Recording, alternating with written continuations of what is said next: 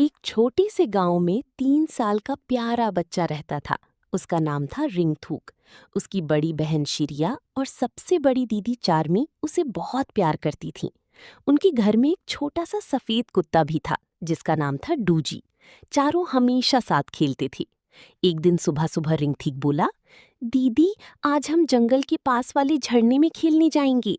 शिरिया हंसकर बोली, ठीक है, लेकिन दूर मत जाना। चार्मी ने एक छोटी टोकरी में खाना रखा और सब लोग निकल पड़े। डूजी आगे आगे दौड़ रहा था और रिंगथूक उसके पीछे पीछे हंसते हुए भाग रहा था। रास्ते में रंग बिरंगी तितलियां उड़ रही थीं। रिंगथूक उन्हें पकड़ने की कोशिश कर रहा था। अचानक उसे एक चमकता हुआ नीला पक्षी दिखा। वो पक्षी को देखते देखते थोड़ा दूर निकल गया। कुछ देर बाद रिंगथूक ने पीछे देखा तो उसकी दोनों दीदियां दिखाई नहीं दी। वो डर गया और रोने लगा, दीदी, शिरिया दीदी। तभी डूजी भौंकते हुए उसके पास आया।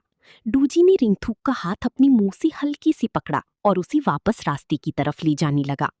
उधर शिरिया और चार्मी भी रिंगथूक को ढूंढ रही थीं। शिरिया घबराकर बोली, रिंगथूक कहाँ चला गया? चार्मी ने कहा, डर मत, डूजी उसके साथ है।